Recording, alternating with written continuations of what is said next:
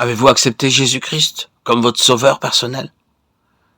Pour bien comprendre cette question, vous devez d'abord comprendre les termes Jésus-Christ, personnel et sauveur. Qui est Jésus-Christ? Beaucoup de gens reconnaissent Jésus-Christ comme un homme bon, un grand enseignant, ou même un prophète de Dieu. Ces choses sont certainement vraies pour Jésus, mais ne définissent pas complètement qui il est vraiment. La Bible nous dit que Jésus est Dieu dans la chair, Dieu sous forme humaine. Jean 1:1, Jean 14. Au commencement était la parole, et la parole était avec Dieu, et la parole était Dieu. Et la parole a été faite chair, et elle a habité parmi nous pleine de grâce et de vérité. Et nous avons contemplé sa gloire, une gloire comme la gloire du Fils unique venu du Père. Dieu est venu sur terre pour nous enseigner, nous guérir, nous corriger, nous pardonner et mourir pour nous. Jésus-Christ est Dieu, le Créateur, le Seigneur souverain. Avez-vous accepté ce Jésus? La Bible nous dit que nous avons tous péché. Nous avons tous commis des actes mauvais. Romains 3, 10, 18. En conséquence de notre péché, nous méritons la colère et le jugement de Dieu. La seule punition juste pour les péchés commis contre un Dieu infini et éternel est une punition infinie.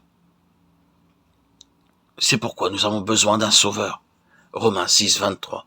Apocalypse 20, 11, 15. Jésus-Christ est venu sur terre et est mort à notre place. La mort de Jésus était un paiement infini pour nos péchés. 2 Corinthiens 5, 21.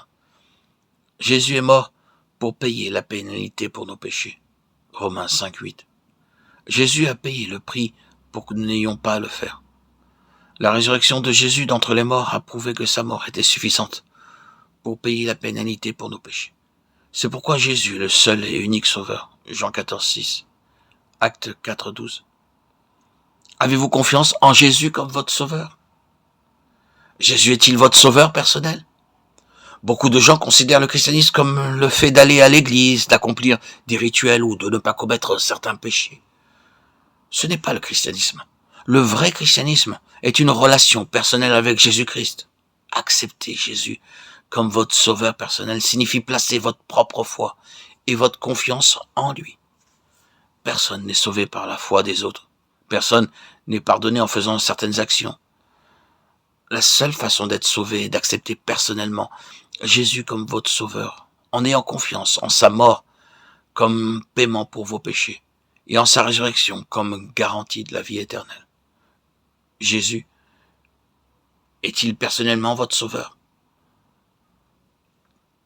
Car Dieu a tant aimé le monde qu'il a donné son Fils unique afin que quiconque croit en lui ne périsse point mais qu'il ait la vie éternelle. Jean 3, 16. Seule la foi en Jésus-Christ et en son œuvre achevée sur la croix pour vous peut vous sauver du péché. Exprimez à Dieu votre foi en lui et remerciez-le d'avoir pourvu à votre salut.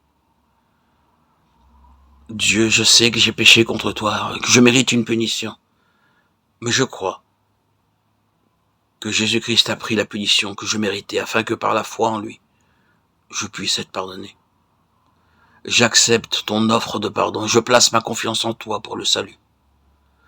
J'accepte Jésus comme mon sauveur personnel.